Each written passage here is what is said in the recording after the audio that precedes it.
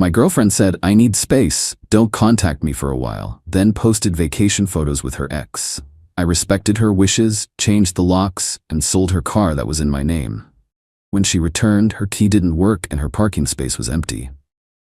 Original post I, 30M. Guess I should start at the beginning. It's still kind of raw. Not gonna lie. About 3 weeks back, my girlfriend Emily, 28F, dropped a bomb via text. We'd been together nearly 2 years, living together in my apartment for the last year. Things felt okay? Maybe a bit distant lately, but nothing alarming. Or so I thought. The text came on a random Tuesday evening while I was prepping dinner. Emily, things feel complicated and I really need some space to think, figure things out. Don't contact me for a while, please. I'll reach out when I'm ready. Oof. Gut punch. Space is never good. But okay, trying to be the understanding boyfriend, I texted back, okay, Emily. I understand. Take the time you need. Didn't hear anything else. Radio silence, which she asked for, right? So I respected it. Moped around the apartment for a couple of days, confused, hurt, wondered what complicated meant. Work was a welcome distraction. Then Friday night rolls around, bored, scrolling through Instagram. And there it is. A mutual friend had tagged Emily in a post. Pictures. Bright sunshine, beach, cocktails. Emily, looking ridiculously happy. Arm in arm with Jordan, 29M. Her ex, the one she swore was ancient history. Captioned something like, living our best lives, island getaway reunited. My blood ran cold. Space to think meant a tropical vacation with her ex-boyfriend. While asking me for no contact, the hurt morphed into something else. A cold, hard clarity. She didn't just want space. She wanted me out of the way while she test drove her old relationship, keeping me as a backup plan in my own apartment. Using my resources while explicitly telling me to leave her alone. Okay, fine. You want space? You want no contact? Granted. Saturday morning, first thing. Locks. Called a locksmith. Changed the deadbolt in the knob lock on my apartment door. Cost about $250, worth every penny for the peace of mind. Her key was now useless. The car. This requires context. About 6 months ago, Emily's old clunker finally died. She needed a reliable car for her job, social media marketing, lots of client meetings apparently, but her credit wasn't great. I agreed to help. I bought a used but very decent Mazda CX-5, maybe $18. Crucially, the loan, title, and insurance are all solely in my name.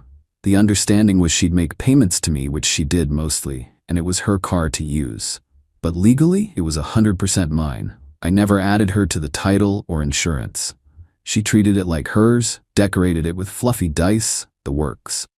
I took the spare key, which I always kept, drove it to a trusted dealership nearby that buys used cars. Explained the situation briefly, need to sell, registered owner.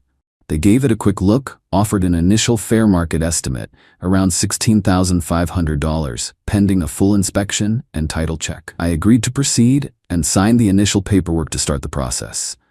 They said it would take a few business days to complete the inspection, finalize the offer, and handle the title transfer. I left the car there, took an Uber home. Her designated parking spot at the apartment complex? Empty. Her stuff. Didn't touch it yet. It's still in the spare room closet. Not throwing it out, that feels petty. But she wasn't getting back into my apartment without talking to me, which she explicitly requested not to do. Felt strangely calm, like performing necessary surgery. Hurt? Yeah, deep down. Felt like a total idiot. But anger wasn't the main driver, it was logic. She asked for space and no contact. She demonstrated the relationship was over by vacationing with her ex. I was simply respecting her request and protecting my assets and my home. Now I wait. According to Instagram, the best life vacation lasts another week. Let's see what happens when she gets back and her key doesn't work. Update 1. Update 1. Well, she's back. Showtime. It happened last Tuesday evening, about 9 p.m. I, Ryan 30M, was just watching some TV, trying to ignore the knot in my stomach. Heard keys jangling outside the door, then the scrape of a key in the lock. Silence. More scraping, frantic now. Then, pounding. Knock, knock, knock. Ryan, what is going on? Open the door. Emily's voice. Annoyed, not panicked. Yet. Took a deep breath. Opened the door just a crack, kept the chain on. She was standing there, suitcase beside her, looking tanned and upset. My key isn't working. Did something happen to the lock? No. I changed them. Calm voice. Level. Blinks. You what? Why would you do that? Me? You asked for space and no contact, Emily. I gave it to you, permanently. What are you talking about? I just needed some time. You can't just lock me out. Saw the vacation photos with Jordan. Looks like you figured things out. Her face went from annoyed to furious with a flash of panic. Cut. Emily. That was just a trip. It didn't mean anything. We're friends. Raises eyebrow. Friends who go on romantic island getaways while asking their current boyfriend for space? Got it. Ryan, don't be ridiculous. Let me in. My stuff is in there. Where's my car? Her eyes darted to the empty parking spot. Where's my car, Ryan? The entitlement was radiating off her. The sheer assumption that everything would just be waiting for her. Me. Firstly, it's my apartment. Secondly, it was never your car. It's my car, legally in my name, and I'm selling it. It's at the dealership now. Jaw drops. You're selling it? You can't do that. I paid for that car. You made payments to me towards its use, Emily. You didn't buy it. The title and loan are in my name. The sale process has started. This is insane. You're stealing from me. I'm calling the cops. She actually pulled out her phone. I just shrugged. Me. Go ahead. Call them. Explain that your ex-boyfriend changed the locks on his own apartment after you asked for no contact and went on vacation with another ex. Explain that he's selling his own car, titled and registered solely in his name. Let me know how that goes. She hesitated, phone halfway to her ear. Then her expression turned venomous. Emily. You horrible person. You planned this. Me? You planned a vacation with your ex and asked me for silence. I respected your wishes and dealt with the consequences. You don't get to keep me on standby in my own home. Suddenly another voice. Her sister, Brooke, 26F, must have been waiting in the car downstairs. She came marching up the walkway. Brooke, what is going on? Emily? Ryan, why is she locked out? Turning on the waterworks for her sister. He changed the locks. He's selling my car. He's throwing me out. Brooke, turning on me. Are you serious? After everything she's done for you, you just kick her out and sell her things?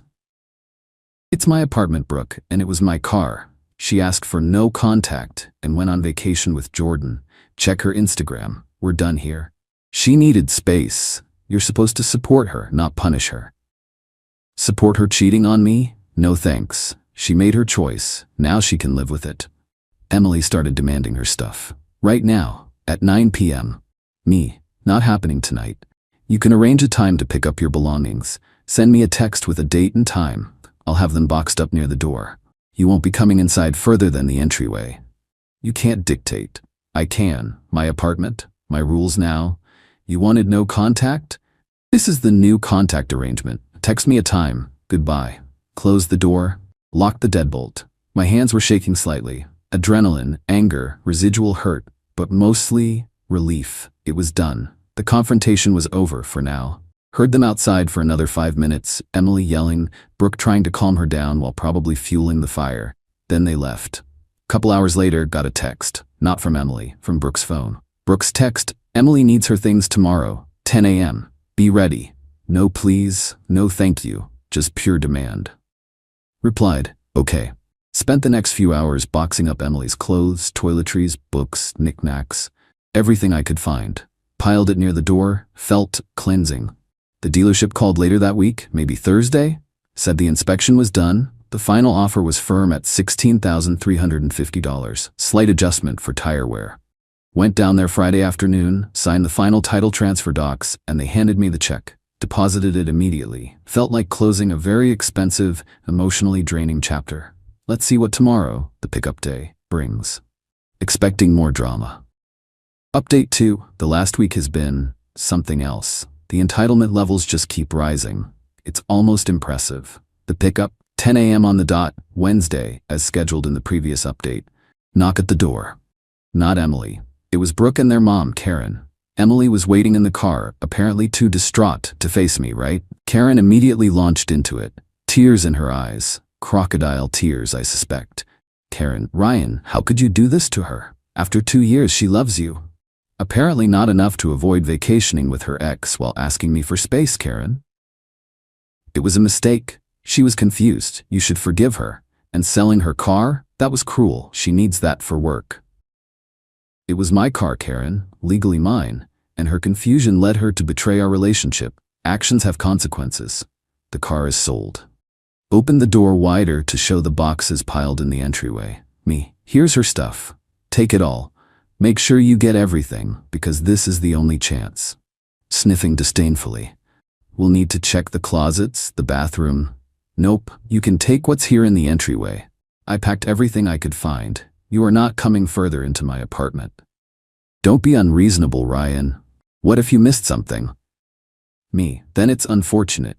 You can stand here, I'll stand here. Take the boxes, that's the deal. They clearly wanted to push past, maybe argue more, maybe find something valuable of Emily's they could claim I kept. Wasn't happening. They muttered under their breaths but started hauling boxes out. Took them 3 trips, all while Karen kept up a monologue about how heartless I was, how Emily was devastated, how I owed her compensation for the car. I just stood there, didn't engage much, repeated, it was my car, and she ended this like a broken record. The financial demands and smear campaign. Once they left, the text started. Mostly from Emily now, alternating between tearful apologies, I miss you, I made a huge mistake, please take me back, and furious demands. You owe me for the car, that was my money, I'll take you to small claims. I ignored the emotional texts. For the demands, I sent one reply. Me, Emily, the car was legally mine. Title, loan, insurance, all in my name. Your contributions were towards usage for the period you used it. Consider it rent. No further discussion. Then blocked her number. Blocked Brooke, blocked Karen. But it didn't stop. Suddenly some mutual friends started hitting me up. People I knew mostly through Emily. Their tone was accusatory. Dude, heard what you did to Emily. Kinda messed up. Selling her car like that? Cold. She was clearly spinning a sob story, painting me as the villain who randomly kicked her out and took her car out of spite. Conveniently leaving out the vacation with Jordan part, I'm sure. I briefly explained the situation, her text, the ex-vacation, the car legally being mine, to a couple of them I thought might be reasonable. Mixed results. Some got it, some clearly bought her narrative. Whatever. People believe what they want. Dirty trick attempt. Then came the call from my landlord's office yesterday. Apparently, they received an anonymous complaint about recent disturbances and loud arguments coming from my unit's vicinity. Claimed there was shouting and concern about confrontations. My blood ran cold for a second. This felt calculated, trying to get me in trouble. Thankfully, I have a decent relationship with the building manager. I calmly explained, my ex-girlfriend, who was living here but not on the lease, recently moved out after a breakup. There was a brief, loud argument outside my door when she discovered I changed the locks following her request for no contact and subsequent actions. Her family was also here briefly for a supervised pickup of her belongings. There have been no disturbances inside my unit, and she is no longer residing here. The manager seemed to understand. Said they'd note it down, but unless there were further verifiable complaints or actual disturbances, it wouldn't go anywhere. Pretty sure it was Emily or Brooke trying to cause trouble. Low blow. The X Factor got a message request on Instagram from Jordan, didn't open it, just deleted and blocked. Don't need or want to hear anything from him. Probably gloating or trying to stir the pot. My response, honestly, all this entitlement and the dirty tricks just solidify my decision. They aren't making me feel guilty, they're making me feel justified. This isn't just a mistake Emily made. This is who she is and who her enablers, Brooke, Karen, are. The revenge isn't some grand scheme, it's just letting them crash against the wall of reality. Apartment, secure. Lease is solely mine. Complaint went nowhere. Car sold. Money in my account. Legally airtight. Her stuff. Gone. Communication. Blocked on all channels. Any future attempts at contact, especially threats, will go straight to a lawyer for a cease and desist. Already consulted one briefly just to be safe. They confirmed my position on the car and apartment is solid. The constant demands, the victim narrative, the attempt to mess with my housing, it's disappointing. They genuinely believe they can bully and manipulate their way back into the comfortable setup Emily blew up. Newsflash, doesn't work that way. Now, I'm just focusing on cleaning up the mess emotionally. It's tough to realize the person you lived with and cared about is capable of this level of deceit and entitlement. But better to know now. Final update. It's been about 2 months since Emily came back from her little space-seeking trip with Jordan. Things have settled down, mostly because I refused to engage with the drama after that last update. Wanted to share the final resolution. The smear campaign continued for a bit. Lost a few superficial mutual friends who bought Emily's sob story. Honestly, good riddance. Anyone who takes her side without hearing the full story isn't someone I need in my life anyway. My real friends, the ones who knew me before Emily, were solid.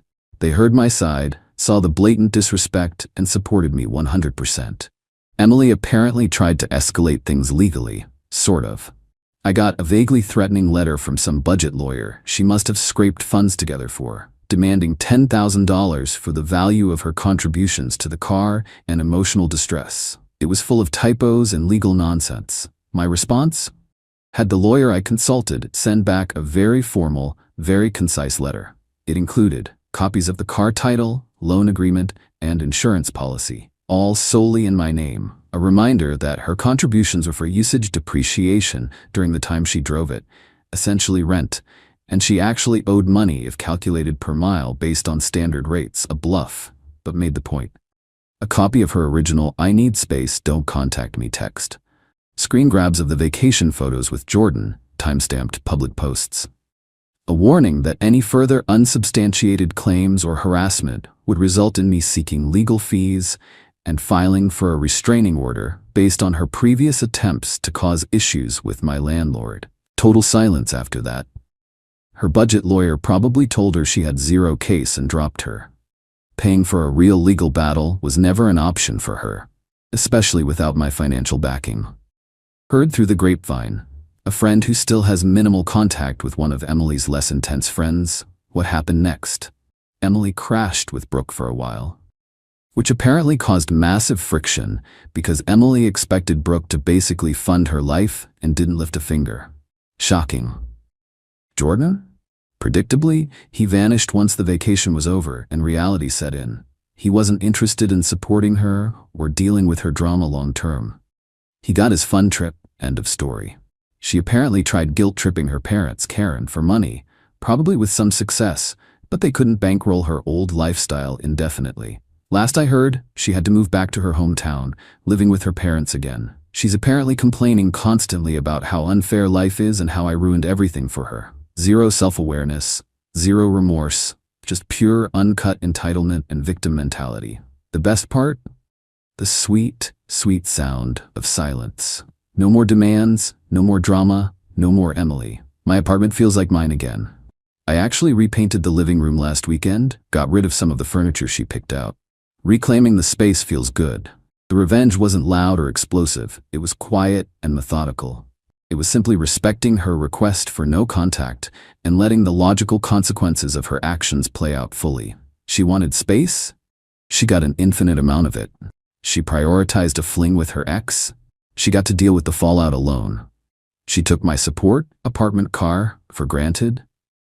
She lost it the second she broke the trust it was built on. Selling the car she thought was hers, the car that was her status symbol, while she was literally sunning herself with another guy? Yeah, okay. That part felt truly satisfying, not gonna lie. That empty parking space when she got back? Chef's kiss. That's the consequence hitting hard and visibly.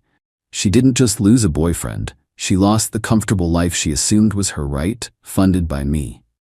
It cost me emotionally, yeah. Took time to process the betrayal, but I handled it logically, protected myself, and refused to be a doormat. She thought she could play games, keep me dangling. She miscalculated badly. She faced the direct, unavoidable consequences of her own choices, and her entitlement couldn't shield her. That's the most satisfying outcome I could ask for. Good riddance to Emily. Time to really move on.